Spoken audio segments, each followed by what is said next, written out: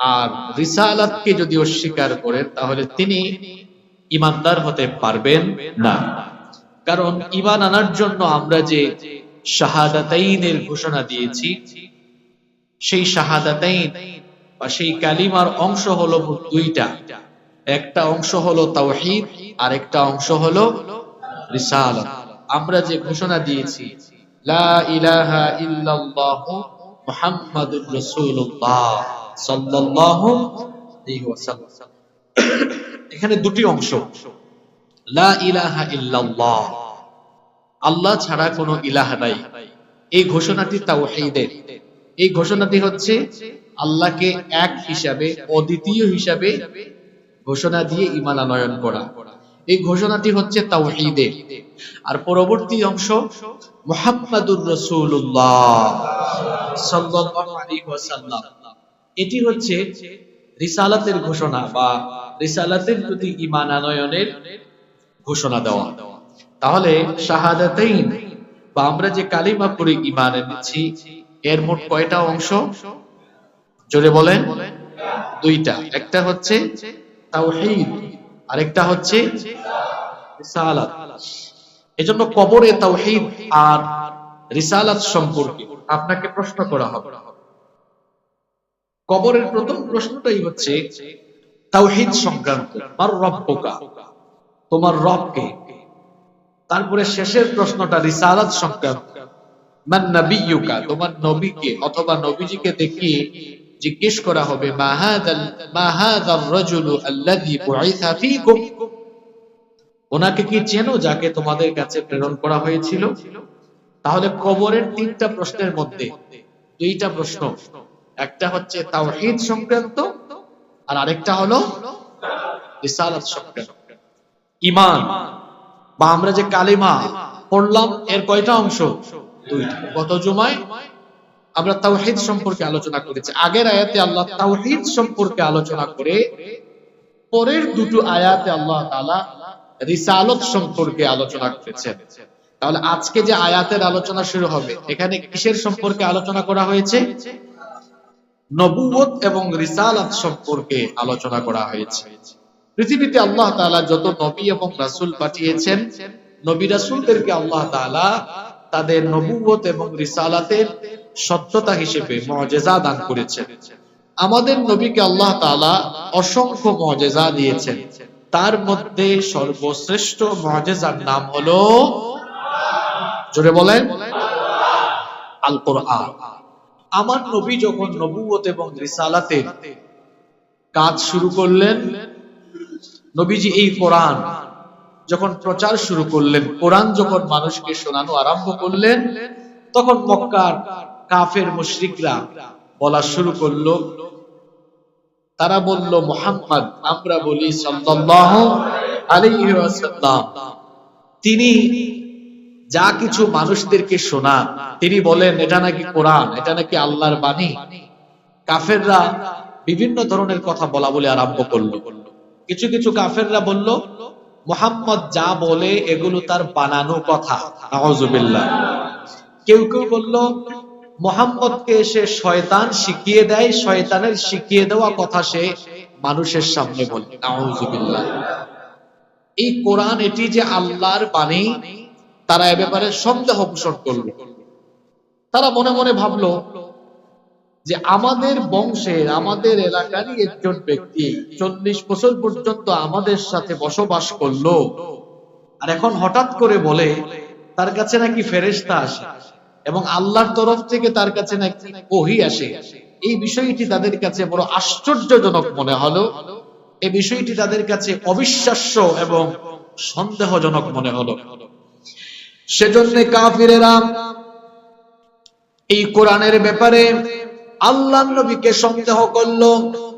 নবীজির নবুয়ত এবং রিসালাতের সবচেয়ে বড় মুআজিজা এই কোরআন সম্পর্কে কাফির এবং মুশরিকরা যখন সন্দেহ পোষণ করলো, তখন আল্লাহ তার নবীর নবুয়ত এবং রিসালাতের সত্যতা হিসাবে এই কোরআন যে দিয়েছেন, সেই কোরআন দিয়ে কাফিরদেরকে আল্লাহ চ্যালেঞ্জ ছুড়ে দিলেন। আল্লাহ তাআলা বললেন যারা পারেন আমার সাথে পড়েন, ওয়া ইন কুনতুম ফি রাইবিম মিম্মা নাযালনা আলা আবদিনা ফাতু বিসূরাতিন মিন মিথলি ওয়াদউ শুহাদাআকুম মিন দুনিল্লাহি কুনতুম সাদিকিন। আল্লাহ তাআলা বললেন ওয়া ইন কুনতুম ফি রাইবিম মিম্মা নাযালনা আলা আবদিনা, আর আমি আমার বান্দার প্রতি যা নাজিল করেছি সে ব্যাপারে যদি তোমাদের কোনো সন্দেহ হয়, যদি তোমরা সন্দেহ করো আমার বান্দার উপরে আমি যে কোরআন নাজিল করেছি, যদি তোমাদের কাছে সে বিষয়ে কোনো প্রকার সন্দেহ থাকে, এই কোরআনের ব্যাপারে যদি তোমরা ন্যূনতম সন্দেহ করো, তাহলে ফাতু বিসূরাতিম মিন মিসলি, এই কোরআনের মতো, কোরআনে যে সূরা আছে কোরআনের সূরার মতো একটা সূরা তোমরা রচনা করে নিয়ে আসো। আল্লাহ তাআলা কাফিরদেরকে চ্যালেঞ্জ ছুড়ে দিলেন, যদি কোরআনকে মানব রচিত কিতাব মনে করো তাহলে কোরআনের সূরার মতো একটা সূরা তোমরা বানাও। ইতিপূর্বে আল্লাহ তাআলা কাফিরদেরকে আরো কয়েক দফায় চ্যালেঞ্জ করেছেন। আল্লাহ তাআলা কাফিরদেরকে মোট কয়টি দফায় কিভাবে কিভাবে চ্যালেঞ্জ করলেন সেগুলো কোরআনে কারীমে আল্লাহ সুন্দর করে তুলে দিয়েছেন। যেমন আল্লাহ তাআলা প্রথম দফায় চ্যালেঞ্জ করলেন, যারা কোরআনের ব্যাপারে সন্দেহ করো যেই কোরআন আল্লাহর বাণী নয়, তো ঠিক আছে তোমরা যদি পারো, এতই যদি ক্ষমতা থাকে তাহলে কোরআনের মতো কোরআন বানাও। আল্লাহ প্রথম দফা চ্যালেঞ্জ করলেন, এই কোরআনের মতো আরেকটা কোরআন, এই কিতাবের মতো আরেকটা কিতাব বানাও। কোরআনুল কারীমের 17 নম্বর সূরা, সূরা বনী ইসরাঈলের 88 নম্বর আয়াতে আল্লাহ তাআলা বললেন, قُلْ لَئِنِ اجْتَمَعَتِ الْإِنسُ وَالْجِنُّ عَلَىٰ أَن يَأْتُوا بِمِثْلِ هَٰذَا الْقُرْآنِ لَا يَأْتُونَ بِمِثْلِهِ وَلَوْ كَانَ بَعْضُهُمْ لِبَعْضٍ ظَهِيرًا। আল্লাহ তাআলা বললেন, হে নবী আপনি তাদেরকে বলেন যাদের কোরআনের ব্যাপারে সন্দেহ আছে, এই দুনিয়ার সকল মানুষ এবং জিনেরা যদি সমবেত হয়ে আল্লাহর কিতাব কোরআনের মতো আরেকটি কিতাব অনুরূপ বানানোর চেষ্টা করে, কখনোই তারা সেটা পারবে না। আল্লাহ বললেন, আল্লাহকে ছাড়া তোমাদের যত সাহায্যকারী আছে সবাইকে তোমরা ডাকো, আহ্বান করো, সবাই মিলে চেষ্টা করো। প্রথম দফায় আল্লাহ চ্যালেঞ্জ করলেন, কোরআনের ব্যাপারে যাদের সন্দেহ আছে তোমরা সবাই একত্রিত হও, দুনিয়ার সব মানুষ আর জিন মিলে চেষ্টা করো। বলেন তো আজ পর্যন্ত কোরআন নাজিলের যুগ থেকে নিয়ে আজ পর্যন্ত কেউ কি এটা পেরেছে নাকি? আল্লাহ যখন চ্যালেঞ্জ করলেন এই কিতাবের মতোই আরেকটা কিতাব বানাও, কেউ আল্লাহর চ্যালেঞ্জ গ্রহণ করে নাই। এরপরে আল্লাহ কাফিরদেরকে দ্বিতীয় দফায় চ্যালেঞ্জ করলেন, কোরআনের মতো পুরো কোরআনের মতো এইরকম আরেকটা কিতাব বানানোর দরকার নাই। কোরআনের ভেতরে তো 114টা সূরা আছে, কোরআনের ভেতরে যে সূরাগুলো আছে সেই সূরাগুলোর অনুরূপ কমপক্ষে 10টা সূরা পারলে রচনা করো, কমপক্ষে 10টা সূরা পারলে বানিয়ে নিয়ে আসো। কোরআনে কারীমের 11 নম্বর সূরা, সূরা হুদের 13 নম্বর আয়াতে আল্লাহ বলছেন, আম ইয়াকুলুনা ইফতারাহু কুল ফাতু বিআশরি সুওয়ারিম মিসলিহি মুফতারায়াত ওয়াদউ মান ইসতাতা'তুম মিন দুনিল্লাহি ইন কুনতুম সাদিকিন।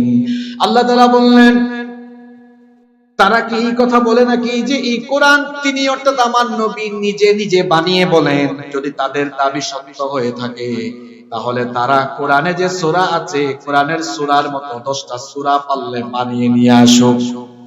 প্রথম দফা আল্লাহ চ্যালেঞ্জ করেছেন কোরআনের মতো আরেকটা কোরআন বানাও, কাফিররা সেই চ্যালেঞ্জ গ্রহণ করে নাই। দ্বিতীয় দফায় আল্লাহ চ্যালেঞ্জ করলেন, তাহলে কোরআনের সূরার মতো 10টা সূরা বানাও। সেই চ্যালেঞ্জও কাফিররা গ্রহণ করে নাই। এরপরে আল্লাহ তাআলা তৃতীয় দফায় চ্যালেঞ্জ করলেন, যেটা আজকের আলোচনা সূরা বাকারার 23 নম্বর আয়াত আমরা তেলাওয়াত করলাম। আল্লাহ বললেন 10টা সূরারও দরকার নাই, ক্ষমতা থাকলে কোরআনের একটা সূরার মতো সূরা বানাও। আল্লাহু আকবার। আল্লাহ তাআলা বললেন, ওয়া ইন কুনতুম ফি রাইবিম মিম্মা নাযালনা আলা আবদিনা ফাতু বিসূরাতিম মিন মিথলিহি ওয়াদউ শুহাদাআকুম মিন দুনিল্লাহি ইন কুনতুম সাদিকিন। আর আমি আমার বান্দার উপরে যা নাজিল করেছি সে ব্যাপারে তোমাদের যদি কোন রূপ সন্দেহ থাকে, তাহলে কোরআনের সূরার মতো একটা সূরা বানাও। আবার আল্লাহ তাআলা কোরআনে কারীমের 10 নম্বর সূরা সূরা ইউনূসের 38 নম্বর আয়াতে বললেন, আম ইয়াকুলুনা। আল্লাহ তাআলা কোরআনে কারীমের 52 নম্বর সূরা সূরা তুরের 33 নম্বর আয়াত থেকে বললেন, আম ইয়াকুলুনা তাকাওয়ালাহু বাল লা يؤمنون فليأتوا بحديث مثله إن كانوا صادقين। আল্লাহ বলছেন, তারা বলে আমার নবী মুহাম্মদ সাল্লাল্লাহু আলাইহি ওয়াসাল্লাম তিনি নাকি কোরআন বানিয়ে বানিয়ে বলে। যদি কোরআন বানিয়ে বানিয়ে তিনি বলেন, তাহলে তোমরাও তো চেষ্টা করে দেখতে পারো, যাও তো কোরআনের বাণীর অনুরূপ একটা বাণী বানাও। আল্লাহ প্রথমে বললেন কোরআনের মতো কোরআন বানাও, এরপরে বললেন 10টা সূরার মতো 10টা সূরা বানাও, এরপরে বললেন পারলে একটা সূরা বানাও, তারপরে বললেন কোরআনের বাণী যে আছে, আয়াত আছে, এই বাণীর মতো অনুরূপ কোন বাণী বানাও। কেউ পড়েছে? জোরে বলেন, পেরেছে? মক্কায় যখন কাফিররা কোরআন নিয়ে সন্দেহ করা আরম্ভ করলো, এর মধ্যে সূরা কাউসার নাজিল হয়ে গেল। সূরা কাউসার কি খুব বড় সূরা না ছোট সূরা? কয়টা আয়াত? কোরআনুল কারীমের সবচাইতে কনিষ্ঠ সূরা, সবচাইতে ছোট সূরা। এই সূরাটা নাজিল হলো ইন্না আতাইনাকাল কাউসার ফাসাল্লি লিরাব্বিকা ওয়ানহার ইন্না শানিআকা ওয়াল আবতার। কয়টা আয়াত? এটা কোরআনের সবচাইতে বড় নাকি সবচাইতে ছোট সূরা? কাফিররা যখন কোরআন নিয়ে সন্দেহ করছে, তখন একজন অতি উৎসাহী, তখন কয়েকজন অতি উৎসাহী সাহাবী সূরা কাউসারের প্রথম 2টি আয়াত, ইন্না আতাইনাকাল কাউসার ফাসাল্লি লিরাব্বিকা ওয়ানহার, এই দুটো আয়াতকে কাবা শরীফের গায়ের মধ্যে লাগিয়ে দিলেন। তারপরে বললেন, তোমরা কাফিরেরা সন্দেহ করো এই কোরআন আল্লাহর বাণী নয়, এটা নাকি আমাদের নবী নিজেই বানিয়ে বানিয়ে রচনা করেন। মানুষের দ্বারা যদি কোরআন রচনা করা সম্ভব হয়, তো আমরা চ্যালেঞ্জ ছুড়লাম, আল্লাহ সূরা কাউসার নাজিল করেছেন, 2টা আয়াত আমরা এখানে লাগিয়ে দিলাম, পারলে 3 নাম্বার আয়াত তোমরা বানিয়ে নিয়ে আসো। কাফিররা এবার এই চ্যালেঞ্জের মোকাবেলা করতে পারে না। কাফির নেতারা সেই সময়ের শ্রেষ্ঠ কবি আমিরুশ শুআরা সেই সময়ের সবচাইতে সেরা কবি লাবিদ বিন রাবিআর কাছে গেল। লাবিদ বিন রাবিআকে গিয়ে বলল, তুমি হচ্ছ আরব জাহানের সবচাইতে সেরা কবি, আমাদেরকে চ্যালেঞ্জ করা হয়েছে, 2টো আয়াত কাবা শরীফের গায়ে লাগানো হয়েছে, আমরা কেউ পারি আর না পারি, আমাদের বিশ্বাস তোমার মতো সেরা কবি, তোমার মতো মানসম্পন্ন কবি, চেষ্টা করলে তুমি পারবে। লাবিদ বিন রাবিয়া তখন কাফিরদের কথা শুনে তার সম্মান বাঁচানোর জন্য চেষ্টা করতে লাগলেন। এবার তিনি কষ্ট করলেন, চেষ্টা করলেন একটা আয়াত রচনা করার জন্য, কিন্তু কোনোভাবেই তিনি কোরআনের মতো আরেকটা আয়াত বানাতে পারেন না। শেষ পর্যন্ত অপারগ হয়ে তিনি একটা ছন্দ লিখলেন। একটা ছন্দ লিখে ওই 2টো আয়াতের নিচে লাগালেন, ছন্দগত মিল থাকলেও অর্থের কোনো মিল নাই। ইন্না আ'তাইনাকাল কাউসার ফাসাল্লি লিরাব্বিকা ওয়ানহার।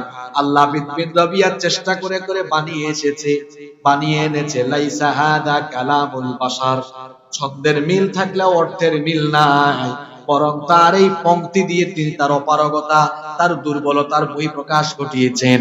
তিনি বললেন লাইসা হাদা কালামুল বাশার, এগুলো কখনোই কোনো মানুষের রচনা হতে পারে না। কোরআনের মতো কোরআন বানানো কি সম্ভব?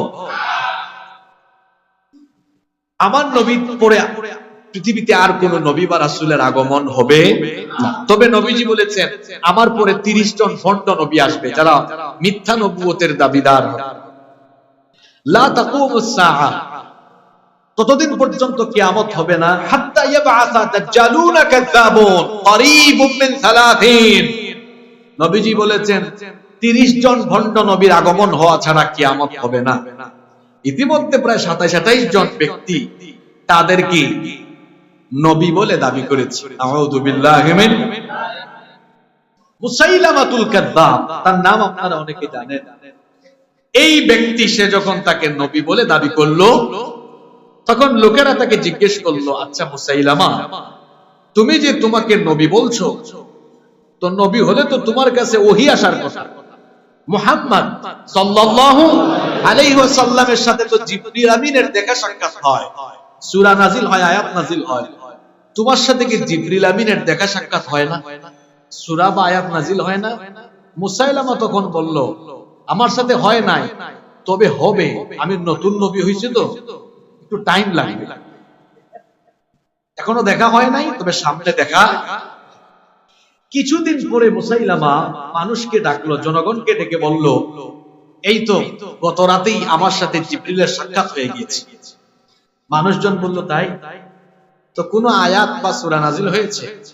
বলল, হ্যাঁ, আয়াত না, একদম কয়েক আয়াত বিশিষ্ট সূরা নাজিল হয়ে গিয়েছে।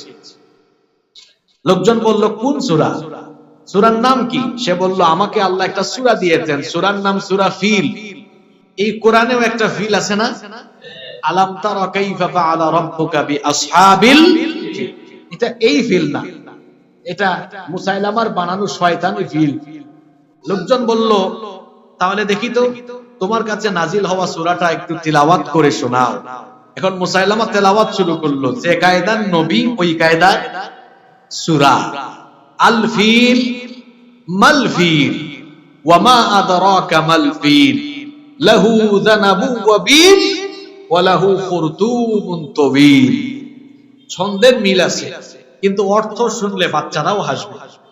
আল ফিল হাতি, মাল ফিল হাতি কি, ওয়া মা আদরাকা মাল ফিল আর আপনি কি জানেন হাতি কি? মনে হয় হাতির রচনা আসতেছে। লাহু যানাবু ওয়া বিল, তার লেজ আছে, ওয়া লাহু খুরতুমুন তাওয়িল, তার লম্বা একটি সুর আছে। লোকজন মুসাইলামার তেলাওয়াত করা এই সূরা শুনে বলল, মুসাইলামা, তুই যে একটা মিথ্যাবাদী, প্রতারক, ভণ্ড, এটা কেউ প্রমাণ দেওয়া লাগবে না। তুই যে সূরাটা শোনালি, তোর এই সূরাই প্রমাণ করে তুই একটা ধোঁকাবাজ, তুই একটা ভণ্ড, তুই একটা প্রতারক। কুরআনের মতো কুরআন শত চেষ্টা করেও এর ভাষা, শব্দ, সাহিত্যিক মান যে উঁচু মানের, যে সমৃদ্ধ মানের, এর মতো একটা শব্দ দুনিয়ার কেউ বানানো সম্ভব। আল্লাহ চ্যালেঞ্জ ছুড়ে দিলেন। আল্লাহ বললেন, পারলে বানাও। সেই যুগ কুরআন নাজিলের যুগে কেউ পারে নাই, আজ পর্যন্ত কেউ পারেনি, কিয়ামত পর্যন্ত কেউ পারবে। কোরআন নিয়ে যারা গবেষণা করেছেন তারা এক বাক্যে স্বীকার করতে বাধ্য হয়েছেন, কোরআনের যে ভাষাগত বাহ্যিক রূপ এবং মর্মগত আত্মিক স্বরূপ, উভয় দিক থেকেই এটি অতুলনীয়, এর সঙ্গে কারো তুলনা চলে। এজন্য রব্বুল আলামিন সূরা হুদের প্রথম আয়াতে বললেন, আলিফ লাম রা কিতাবুন উহকিমাত আয়াতুহু সুম্মা ফুসসিলাত মিন লাদুন হাকীমিন খাবীর। এ কিতাব প্রজ্ঞাময় সর্বজ্ঞের কাছ থেকে এর আয়াতসমূহ সুস্পষ্ট, সুবিন্যস্ত এবং পরে বিশদভাবে বিবৃত। কোরআনের ভাষা অত্যন্ত সুসংবদ্ধ, মর্ম অত্যন্ত সুদূর প্রসারী, ভাব এবং ভাষা উভয় ক্ষেত্রেই এটা অতুলনীয় এবং বিস্ময়কর। সেই যুগেই চ্যালেঞ্জ ছোড়া হয়েছে, কোরআনের ব্যাপারে যাদের অবিশ্বাস বা ন্যূনতম সন্দেহ আছে, পারলে বানাও। এটা কি উপন্যাস আর কবিতার বই যে তুমি বানানো শুরু করলা, রচনা করা আরম্ভ করলা, লেখা আরম্ভ করলা, আর পরবর্তী 21শে বই মেলায় প্রকাশ করে দিলা? বিষয়টা কি এরকম? জোরে বলেন এরকম? আল্লাহ বললেন পারলে বানাও। পেরেছে? আজ পর্যন্ত কেউ পারেনি, কিয়ামত পর্যন্ত কেউ পারবে? আল্লাহ এজন্য বললেন فَإِن لَّمْ تَفْعَلُوا وَلَن تَفْعَلُوا فَاتَّقُوا النَّارَ الَّتِي وَقُودُهَا النَّاسُ وَالْحِجَارَةُ أُعِدَّتْ لِلْكَافِرِينَ। যদি তোমরা না পারো, ওয়ালান তাফআলু, কোনদিনও পারবে না, কখনো পারবে না। আল্লাহু আকবার। ফাত্তাকুন নার, অতএব সে আগুনকে ভয় করো, জাহান্নামের সেই আগুনকে ভয় করো, আল্লাতী ওয়াকুদুহান নাসু ওয়াল হিজারা, যার ইন্ধন হবে মানুষ এবং পাথর, উইদ্দাত লিল কাফিরিন, যা কাফিরদের জন্য প্রস্তুত করে রাখা হয়েছে। কোরআনের মতো কোরআন কেন বানানো সম্ভব না? আমি আমার ক্ষুদ্র গবেষণা থেকে 5টি পয়েন্ট আপনাদের সামনে তুলে ধরি। কেন কোরআনের মতো কোরআন বানানো সম্ভব না? নাম্বার 1, 1 নাম্বার, এটি দুনিয়ার একমাত্র কিতাব যে কিতাবের ছন্দ এবং অর্থগত এমন অসাধারণ মিল এই কিতাবের ভেতরে আছে। এই রকম ছন্দ আর অর্থের মিল দিয়ে রব ব্যতীত, আল্লাহ ব্যতীত কেউ আর এমন সুন্দর কিতাব রচনা করতে পারবে? আপনি কোরআন খুলেন, যেখানেই যাবেন ছন্দ মিল আছে, এত সুন্দর ছন্দ মিল। কোন সূরা বলেন? কোন সূরা যাব আমি? শেষের দিকে যান, কুল আউযু বিরাব্বিন মালিকিন ইলাহিন, আয়াতের শেষে সিন আছে না, সব ছন্দ মিল। আগের সূরায় আসেন, কুল আউযু বিরাব্বিল মিন শাররি মা ওয়া মিন শাররি গাসিকিন ইযা, এর আগের সূরায় আসেন, কুল হুয়াল্লাহু আল্লাহুস লাম ইয়ালিদ ওয়া লাম ইয়াকুল লাহু কুফুওয়ান, ছন্দ মিল আছে না? আর রহমান আল্লামাল কুরআন খালাকাল ইনসান আল্লামাহুল বায়ান। কোথায় যেখানেই যাবেন ছন্দ মিল আছে। ইদাস সামাউন ফাতারাত ওয়া ইদাল কাওয়াকিবু ইনতাসারাত ওয়া ইদাল বিহারু ফুজ্জিরাত ওয়া ইদাল কুবুরু বু'থিরাত। সুবহানাল্লাহ। কোরআনের মতো কোরআন বানানো কেন সম্ভব না? প্রথম কারণ, ওটা কোরআনকে আল্লাহ ছন্দ এবং অর্থের অসাধারণ এক মিল দিয়ে নাজিল করেছেন, যেটা আল্লাহ ব্যতীত কোন সৃষ্টির দ্বারা জীবনে অসম্ভব। নাম্বার 2, এই কিতাবের মতো কিতাব কেন বানাতে পারবেন না? এই কিতাবের ভেতরে আছে গায়বের খবর, গায়ব অদৃশ্যের খবর। কোরআনের মতো কোরআন মানুষ রচনা করতে হলে তো সেই কিতাবে গায়বের খবর দিতে হবে। তো গায়বের খবর কি আল্লাহ ছাড়া কেউ জানে? বলেন, অদৃশ্যের কোন খবর আপনারা জানেন? গায়বের খবর একমাত্র জানেন কে? এজন্য আল্লাহ বলেছেন, وعنده مفاتح الغيب لا يعلمها إلا هو ويعلم ما في البر والبحر وما تسقط من ورقة إلا يعلمها। আর অদৃশ্যের চাবিকাঠি একমাত্র তার হাতের মুঠায়, তিনি ছাড়া কেউ সেটা জানে। এমনকি স্থলে জলে যা কিছু হয় সব তিনি জানেন। দুনিয়ার কোন দেশের কোন প্রান্ত থেকে কোন গাছের পাতা যখন ছিঁড়ে যায়, কোন দেশের কোন প্রান্তে কোন গাছের কোন পাতা ছিঁড়ে, তার খবরও আমার আল্লাহর কাছে রয়েছে। সুবহানাল্লাহ। কোরআনের মতো কোরআন মানুষ বানাতে হলে সেই কিতাবের ভেতরে গাইবের খবর দেওয়া লাগে। গাইবের খবর আল্লাহ ছাড়া কেউ দিতে পারবে না। এজন্য কোরআনের মতো কোরআন জীবনে কোনোদিন বানানো সম্ভব হবে না। পৃথিবীতে এমন বহু নাস্তিক আছে যারা আল্লাহ বিশ্বাস করে না, কিন্তু তাকেও যদি বলেন তোর মতো নাস্তিক, তুই যে আল্লাহকে বিশ্বাস করিস না, এত জ্ঞান, তোর জ্ঞান পাবি, দেখি তো কোরআনের মতো কোরআন বানায় নিয়ে, তার বাপ দাদা 14 গোষ্ঠী মিলে পারবে? কথা বলেন পারবে? এরা জাতের মাতাল, তালে জাতে মাতাল তালে। জন্য কোন নাস্তিককে আপনি এই কথা বলতে শুনবেন না যে কোরআন আল্লাহর বাণী নয়, কারণ তারা জানে এটা বললেই তারা ধরা খাবে। কি ধরা খাবে? কোরআনে তো বলাই আছে, যে ব্যক্তি বলবে, যে মানুষ বলবে এটা আল্লাহর বাণী নয়, কোরআন তাকে চ্যালেঞ্জ দিয়েছে, তাহলে তুই বানায় নিয়া। পারবে? বলেন পারবে? এটা কি পত্র পত্রিকায় আর্টিকেল লেখার মতো বিষয় না, এটা কি থিসিসের মতো নাকি যে আপনি বসবেন আর বানিয়ে ফেলবেন? কোরআনের মতো কোরআন বানানো সম্ভব না। এক নাম্বার বলেছি, এর মধ্যে যে ছন্দ আর অর্থের অসাধারণ অতুলনীয় মিল আছে, এরকম ছন্দ আর অর্থের অতুলনীয় মিল কেউ দিতে পারবে? 2, এখানে আছে গাইবের খবর। 3, এই কোরআনে আছে অতীত এবং ভবিষ্যতের খবর। অতীতের খবর আছে না? আজ থেকে 3000 4000 বছর আগের কাহিনী, 5000 বছর আগের কাহিনী, এমনকি আরো হাজার হাজার বছর আগের কাহিনী, যখন আল্লাহ সব বানিয়েছেন সেই কাহিনীও কোরআনের ভিতরে আছে। সুবহানাল্লাহ পড়তে ইচ্ছে করে না? বলেন তো, দুনিয়ার কোন মানুষ এইরকম অথেন্টিক ভাবে হাজার হাজার বছর আগের ঘটনা কাহিনীগুলো ঢুকিয়ে দিয়ে অনুরূপ এরকম কিতাব ছন্দ অর্থের মিল দিয়ে রচনা করতে পারবে? এখানে আছে পূর্ববর্তী নবীদের কাহিনী, এখানে আছে বিভিন্ন স্বৈরাচারের কাহিনী, আছে এখানে নমরুদের কাহিনী, আছে ফেরাউনের কাহিনী।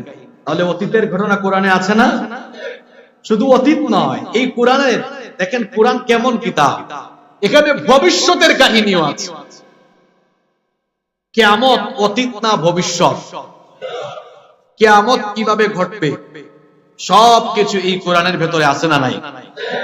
শুধু তাই নয়, নাম্বার 4, কেন কোরআনের মতো কোরআন বানানো সম্ভব না? আমরা কেউ কি কবর, হাসর, মিজান, ফুলসিরাত, জান্নাত, জাহান্নাম এগুলো নিজের চোখে দেখেছি? না দেখে বর্ণনা দিতে পারবো? এগুলোর স্রষ্টা যিনি, তিনি এই কিতাবের ভেতরে পরকালীন সমস্ত বিষয়ের আলোচনা এনেছেন। যেহেতু এই কিতাবে পরকালীন বিষয়ের আলোচনাও আছে, আর আল্লাহ ব্যতীত কেউ পরকালীন বিষয় সম্পর্কে অথেন্টিক ভাবে কিছুই বলতে পারবে না, এই জন্য কোরআনের মতো কোন কিতাব দুনিয়ার কোন মানুষের দ্বারা রচনা করা সম্ভব হবে 5 নাম্বার হলো, এখানে আরেকটি বিষয় বলি, এই যে অতীতের কাহিনী, ভবিষ্যতের কাহিনী এবং এখানে পরকালীন বিভিন্ন বিষয় নিয়ে আলোচনা হয়েছে, এতে কি সত্যের সাথে মিথ্যার সংমিশ্রণ হওয়ার কোন সুযোগ আছে? আল্লাহ তাআলা বলছেন সূরা আনআমের 115 নম্বর আয়াত, ওয়া তাম্মাত কালিমাতু রাব্বিকা সিদকাও ওয়া আদলা লা মুবাদদিলা লিকালিমাতিহি ওয়া হুয়াস সামিউল আলীম। আল্লাহ তাআলা বলছেন সত্য ও ন্যায়ের দিক দিয়ে আপনার রবের বাণী পরিপূর্ণ, এর মধ্যে যা আছে সব সত্য এবং ন্যায় দিয়ে পরিপূর্ণ করা আছে। সুবহানাল্লাহ।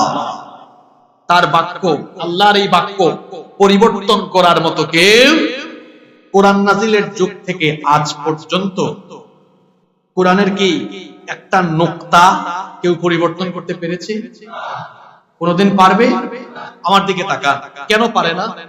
কারণ এটা ফিক্সড সংবিধান। এই কোরআন শুধু ধর্মীয় কিতাব নয়, এটি মানুষের জন্য একমাত্র মনোনীত সংবিধান। কার দেওয়া? সংবিধান বুঝেন তো আপনারা? কনস্টিটিউশন, যেটা দিয়ে জীবন পরিচালনা করতে হয়। আপনার জীবনকে কিভাবে পরিচালনা করতে হবে আল্লাহ কনস্টিটিউশন হিসাবে এই কিতাবকে দিয়েছেন। যেহেতু আল্লাহ তাআলা মানুষের জীবন পরিচালনার জন্য এই কিতাব দিয়েছেন, এজন্য আল্লাহ তাআলা এখানে যদি সত্যের সাথে অথেন্টিক কোন বিষয়ের সাথে সন্দেহপূর্ণ বিষয় ঢুকিয়ে দিতেন, তাহলে মানুষের জীবনকে সঠিকভাবে গাইড করা, জান্নাতের পথে পরিচালিত করা এটা অসম্ভব হয়ে যেত। এজন্য আল্লাহ তাআলা এই কিতাবকে এত সুন্দর করে অথেন্টিক করে দিলেন, যাতে করে মানুষ তার জীবনকে সুন্দরভাবে জান্নাত উপযোগী করে পরিচালনা করতে পারে। এই কোরআন নাজিল হওয়ার যুগ থেকে আজ পর্যন্ত পরিবর্তন হয়নি, কিয়ামত পর্যন্ত হওয়ার কোন সুযোগ সম্ভাবনা। এবার আমাকে বলেন, আমরা কোন সমাজ বা দেশ চালানোর জন্য যে সংবিধান নিজেরা বানাই, সেটা কি ফিক্সড নাকি সংশোধন হয়? দেখেন না, ইউনূস সাহেবের সরকার এসে বলতেছে সংবিধান সংস্কার করা দরকার। পরের সরকার যে আসবে দেখবেন সে এসে বলবে এটা সংশোধন করা দরকার। এর আগে যারা ছিলেন, কেউ বাপের আদর্শে, কেউ স্বামীর আদর্শে, কেউ চাচার আদর্শে। কথা বুঝতেছেন তো? কেউ বাপের, কেউ স্বামীর, কেউ চাচা।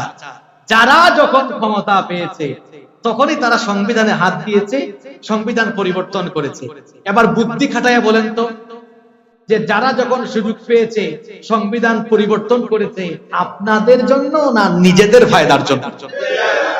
আকল আছে, বুদ্ধি আছে আপনাদের?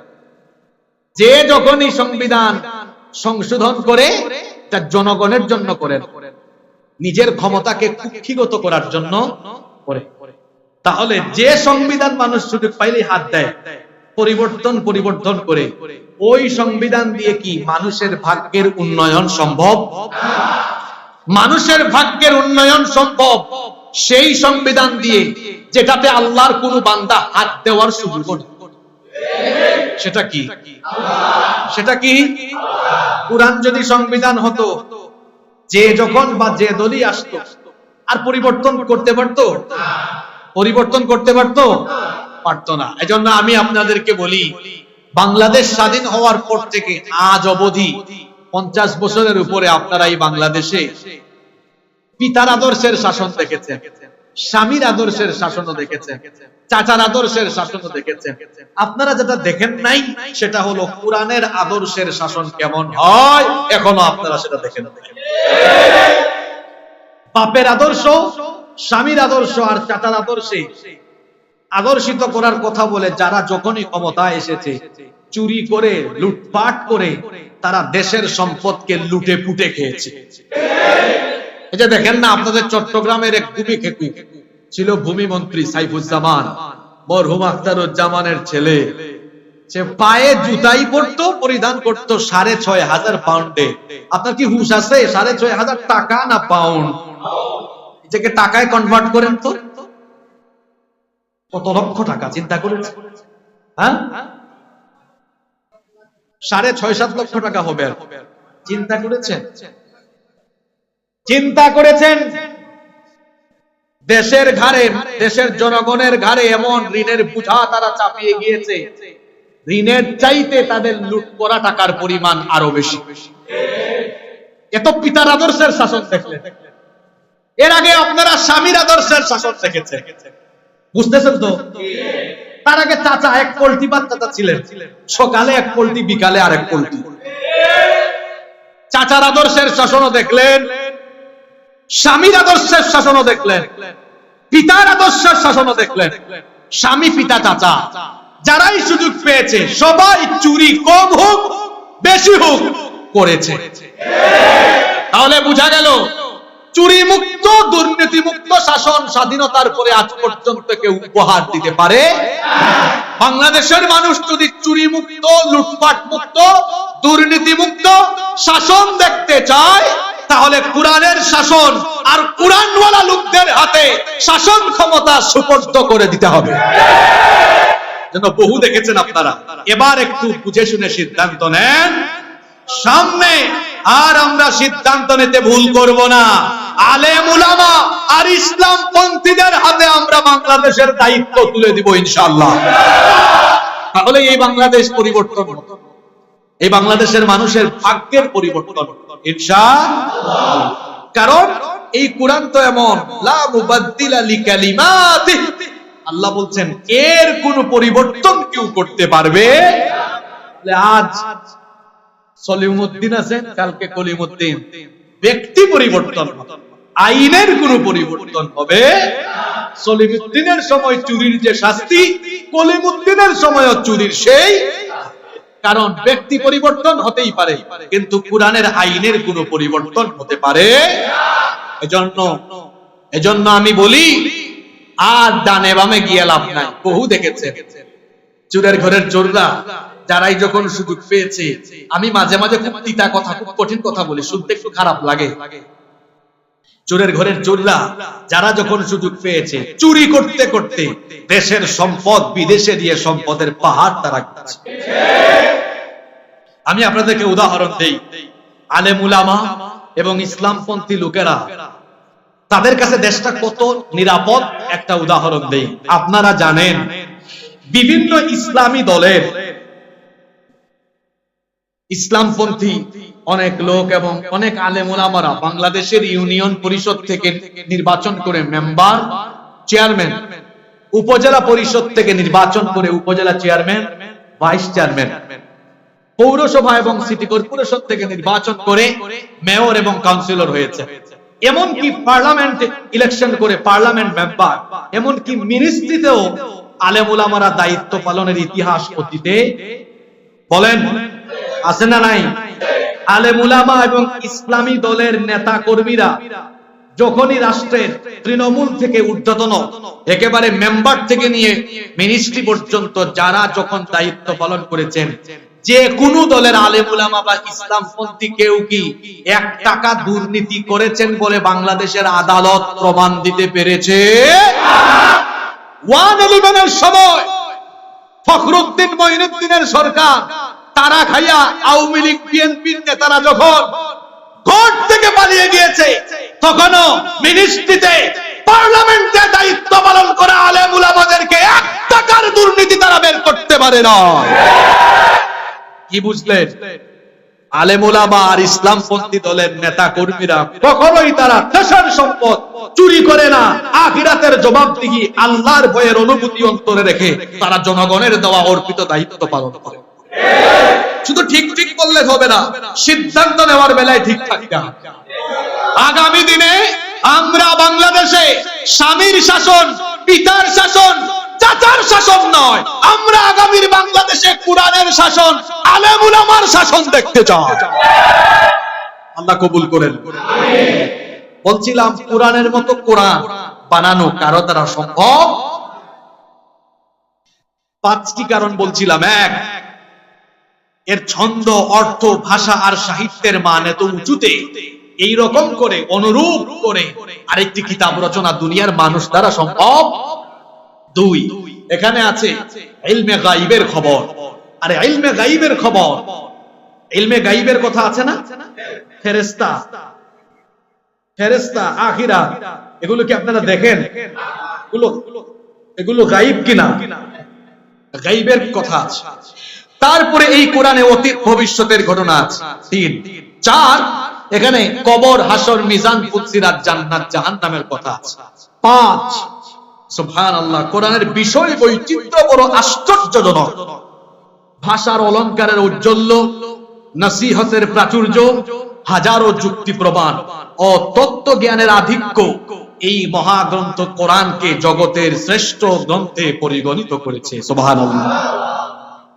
সম্মানিত উপস্থিতি, প্রত্যেক নবীকে আল্লাহ মুআজিজা দিয়েছে, কিন্তু নবীরা যখন দুনিয়া থেকে চলে গিয়েছেন তাদের মুআজিজার পাওয়ার শেষ নাকি আছে? সুলাইমান আলাইহিস সালামকে আল্লাহ তাআলা মুআজিজা দিয়েছিলেন। তাকে আল্লাহ এমন একটি সিংহাসন দান করেছিলেন, তিনি তার সিংহাসনে যখন সকালবেলা আরোহণ করতেন, ইঞ্জিন ছাড়া, বিনা ইঞ্জিনে বাতাসের মাধ্যমে 1 মাসের পথ তিনি চলে যেতেন। এখন বলেন তো, সেই আসন যদি দুনিয়াতে থাকে, কিংবা এরকম কোন আসন যদি কেউ বানায়, সেই আসনটাকে কি সে 1 হাত দূরে নিয়ে ইঞ্জিন ছাড়া বা ঠেলাঠেলি ছাড়া যেতে পারবে নাকি? সুলাইমান নবী দুনিয়া থেকে চলে গিয়েছেন, তার মুআজিজার পাওয়ার শেষ। আমরা জানি মুসা নবীকে আল্লাহ তাআলা মুআজিজা দিয়েছিলেন, হাতের লাঠি পড়ে গেলে সেটা সাপ হয়ে যেত। এখন যদি মুসা নবীর হাতের লাঠি কেউ জমিনে ফেলে দেয়, সেটা কি 1 হাত লম্বা সাপ হবে নাকি? তিনি দুনিয়া থেকে চলে গিয়েছেন, তার মুজিজার পাওয়ারও শেষ। ঈসা নবীকে আল্লাহ মুজিজা দিয়েছিলেন, তিনি যখন কোনো অন্ধ ব্যক্তির চোখের উপরে হাত বুলাতেন, ওই অন্ধ ব্যক্তির চোখের আলো যিনি ফিরিয়ে দিতেন তিনি কে? এখন ঈসা নবীর কোন অনুসারী যদি অন্ধ ব্যক্তির চোখের উপরে হাত বুলায়, তাহলে চক্ষু কি ভালো হবে নাকি? তার মানে হলো নবী রাসূলদেরকে আল্লাহ যে মুজিজা দিয়েছেন, সেই মুজিজার পাওয়ার থাকে ততক্ষণ, নবী রাসূলরা দুনিয়াতে থাকেন যতক্ষণ। দুনিয়া থেকে তারা যখন চলে যান, তখন তাদের মুজিজার কার্যকরণ ক্ষমতা শেষ হয়ে যায়। কিন্তু একমাত্র ব্যতিক্রম হলেন আমাদের নবী, আমাদের প্রিয় নবী রাহমাতাল লিল আলামিন মুহাম্মাদুর রাসূলুল্লাহ সাল্লাল্লাহু আলাইহি ওয়াসাল্লাম।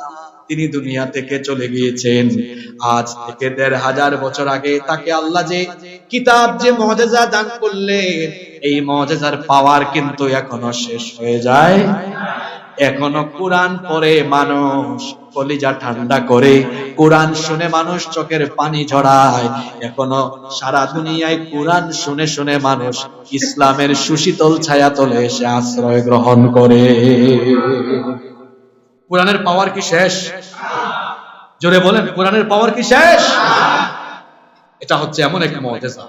আল্লাহ বলছেন, আমার নবীকে আমি মুজিজা হিসেবে যে কোরআন দিয়েছি, এর ব্যাপারে কোনো সন্দেহ করো না। সন্দেহ করলে বানাও। বানাতে কেউ পেরেছে? আল্লাহ বলছেন, ফাইল্লাম তাফআলু, যদি না পারো, ওয়ালান তাফআলু, কোনোদিনও পারবে, কখনো পারবে। এর পরের আয়াতে এবার আল্লাহ সুসংবাদ দিচ্ছেন। কোরআন এর একটা সৌন্দর্য হলো, আপনারা কোরআন পড়লে বা গবেষণা করলে দেখবেন, আল্লাহ যেখানে দুঃসংবাদ দিয়েছেন, দুঃসংবাদ দেওয়ার পরে আবার আল্লাহ কি দিয়েছেন? আপনাদের মনে আছে কিনা? এর আগের আলোচনাগুলোতে কাফির এবং মুনাফিকদের সম্পর্কে আলোচনা করে তাদের ব্যাপারে আল্লাহ জাহান্নামের সুসংবাদ দিয়েছেন। আর এখন আল্লাহ তাআলা গত জুমায় আলোচনা করলাম ওই আয়াতগুলোতে তাওহীদের আলোচনা, আজকের দুটো আয়াতে আলোচনা করলাম রিসালাতের আলোচনা। এবার আল্লাহ বলছেন, তাওহীদ আর রিসালাতকে গ্রহণ করে যারা ঈমান আনবে, আর তাওহীদ আর রিসালাতের আনুগত্য করে যারা নেক আমল করবে, এবার আল্লাহ তাদেরকে সুসংবাদ দিচ্ছেন। সুবহানাল্লাহ। সুসংবাদটা কি? পরবর্তী আয়াত 25 নম্বর আয়াতে আল্লাহ বলছেন, সুসংবাদ হলো এই, ওয়াবাশশিরিল্লাযীনা আমানু ওয়া আমিলুস সালিহাতি আন্না লাহুম জান্নাতিন তাজরি মিন তাহতিহাল আনহার। আল্লাহ তাআলা বলছেন, তাওহীদ এবং রিসালাত, তাওহীদ এবং রিসালাতকে গ্রহণ করে যারা সত্যিকারের ঈমানদার হয়েছে, ঈমান এনে যারা তাওহীদ এবং রিসালাত অনুযায়ী আনুগত্য করে যারা নেক কাজ করেছে, ও নবী, তাদেরকে আপনি এমন জান্নাতের সুসংবাদ দেন যেই জান্নাতের তলদেশ দিয়ে ঝর্ণা ধারা বহমান হয়েছে। সেই জান্নাতে এমন নিয়ামত আছে। এবার আল্লাহ নিয়ামতের কথা বলছেন, কুল্লামা রুজিকু মিনহা মিন সামারাতির রিজকান ক্বালু হাযাল্লাযী রুজিকনা মিন ক্বাবলু ওয়া উতু বিহি মুতাশাবিহা। সেই জান্নাতে যখন তাদেরকে রিজিক হিসাবে কোনো ফল ফলাতে দেওয়া হবে, জান্নাতে অনেক রিজিক, অনেক রিজিক, কল্পনাতীত রিজিক। জান্নাতে এত নিয়ামত আছে। আল্লাহ বলেছেন, ফালা তা'লামু নাফসুম মা উখফিয়া, ফালা তা'লামু নাফসুম মিন কুররাতি আইনিন।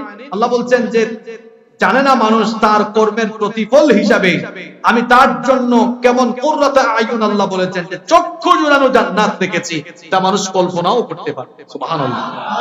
আল্লাহ বলছেন, যখনই জান্নাতীদেরকে জান্নাতের ফলমূল দেওয়া হবে, রিজিক দেওয়া হবে, জান্নাতে দুনিয়ার মতোই অনেক ফলমূল থাকবে। এগুলো দেখে জান্নাতীরা বলবে, যেগুলো দুনিয়ায় খেয়েছে ওগুলোও থাকবে, আবার দুনিয়ায় দেখে নাই, খায় নাই, এরকমেরও কিছু ফলমূল জান্নাতে থাকবে। এখন জান্নাতীরা যখন জান্নাতে দুনিয়ার সাথে সাদৃশ্যপূর্ণ ফলমূল দেখবে, তখন তারা বলবে, হাদাল্লাযী রুজিকনা মিন ক্বাবল, এই সব রিজিক তো আমাদেরকে অতি পূর্বে অতীতের দুনিয়ায় দেওয়া হয়েছে, উতুবিহি মুতাশাবিহা, এগুলো আগে দেওয়া হয়েছে, এখন জান্নাতে আবার কেন দেওয়া হচ্ছে?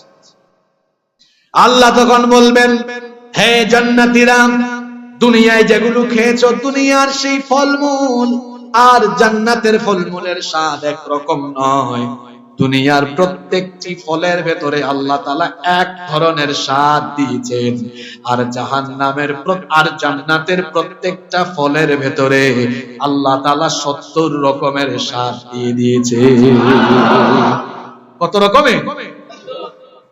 আল্লাহ বলবেন এত লাফাইস না, যেটা খাইছো ওটাতে একটা স্বাদ ছিল, তাও একটাও এখন যে যুগ এক স্বাদও পাওয়া যায় না, ফরমালিন।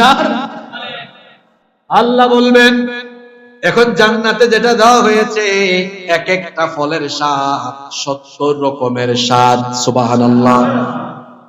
এরপরে আল্লাহ বলছেন তাওহীদ এবং রিসালাত গ্রহণ করে যারা আনুগত্যের পথে জীবন পরিচালনা করেছে তাদের জন্য জান্নাতে আরো কি কি নিয়ামত আছে। নবী সুসংবাদ দেন তাদের জন্য আরো রয়েছে ওয়ালাহুম ফিহা আজওয়াজুম মুতাহহারা, সেখানে তাদের জন্য রয়েছে পবিত্র স্ত্রী।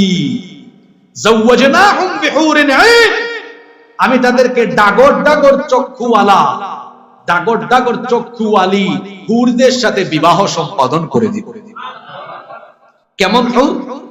লাম ইয়াতুমিসহুন্না ইনসুন ক্বাবলাহুম ওয়ালা জান, যে হুরদেরকে দুনিয়ার কোন জিন বা মানব টাচ করেনি, এমন ইনটেক হুর আমি আল্লাহ জান্নাতীদেরকে দান করব।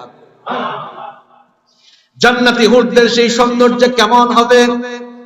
আল্লাহ নবী বলেছেন জান্নাতি কোন হুর যদি তার যে আঁচল আছে, আঁচলের একটা কোণা দিয়ে সে যদি দুনিয়ার আসমানের দিকে একবার উকিয়ে দিত, তাহলে সারা দুনিয়া ওই জান্নাতি হুরের সৌন্দর্যে আলোকিত এবং সুগন্ধে যুক্ত হয়ে যেত। চিন্তা করেছেন এ ধরনের সুশ্রী, সুন্দরী, সুনয়না, সুহাসিনী, সুকেশিনী, এত চমৎকার হুরদের সাথে আল্লাহ জান্নাতীদের বিবাহ দিন। সুবহানাল্লাহ। আল্লাহ বলছেন নবী এদেরকে এই জান্নাতের সুসংবাদ দেন, সেই জান্নাত যেই জান্নাতে গেলে পরে জান্নাত থেকে আর কোনোদিন বের হওয়া লাগবে না। ওয়া হুম ফিহা খালিদুন, সেখানে তারা চিরস্থায়ী হয়ে যাবে। জান্নাতের মধ্যে তিনটা জিনিস নাই। কয়টা জিনিস নাই? দেখেন জান্নাত এমন জায়গা সবই আছে, কিন্তু কয়টা জিনিস নাই? এক নাম্বার, জান্নাতে কোনো পেটে ব্যথা, মাথা ব্যথা, আলসার, ক্যান্সার, গ্যাস্ট্রিক, যত ধরনের রোগ বালাই আছে কোন ধরনের রোগ বালাই জান্নাতে নাই। জান্নাতে যারা যাবে চিরকাল তারা সুস্থ জীবন লাভ করবে। দুই নাম্বার, ফ্যাশন ঠিক থাকবে জান্নাতে, ফ্যাশন ঠিক, চুল দাড়ি কালো সাদা হবে না, চামড়া কুচকাবে না, আপনি বুড়া হবেন না। সকল মানুষকে জান্নাতে ঢুকাবার সময় আল্লাহ তাআলা 30 বছরের ভরা যৌবন দিয়ে জান্নাতে ঢুকাবে। এরপরে কোনদিন আর ওই ব্যক্তি বুড়া হবে না, সে চিরকালের জন্য যৌবন লাভ করবে। এক নাম্বার, জান্নাতে অসুস্থতা নাই। দুই নাম্বার, জান্নাতে বুড়া হওয়ার সুযোগ। তিন নাম্বার, জান্নাতে গেলে পরে জান্নাত থেকে আর বের হওয়ার কোন সুযোগ। জান্নাতে কোনো মৃত্যু নাই, মৃত্যু একবারই হবে। মৃত্যু কয়বার? একবার। মানুষ বারবার মরে না, মরে কয়বার? একবারই মরবেন, সেটা দুনিয়ায়। এরপরে আর কোনো মরণ। তো জান্নাতে তিন নাম্বার যে জিনিসটা নাই সেটা হলো মরণ নাই। যারা জান্নাতে যাবে আল্লাহ এই আয়াতে বলেছেন ওয়াহুম ফিহা খালিদুন, চিরকালের জন্য তারা জান্নাতে প্রবেশ করবে। সুবহানাল্লাহ। তাহলে আজকে আমরা 23, 24 এবং 25 তিনটি আয়াত থেকে আমরা আলোচনা করলাম। আগামী জুমায় আমরা 26 নম্বর আয়াত থেকে আলোচনা শুরু করব ইনশাআল্লাহ। আজকে যে কথাগুলো বললাম আল্লাহ আমাদেরকে রবিউল আউয়াল মাস আমরা যেন আমাদের নবীকে অনুসরণ অনুকরণ করে নবীর আদর্শে আদর্শিত হয়ে আমরা যেন প্রত্যেকেই এক একজন রিসালাতের ঝান্ডাবাহী সৈনিক হতে পারি। আল্লাহ আমাদেরকে কবুল করে নেন। আসসালামু আলাইকুম।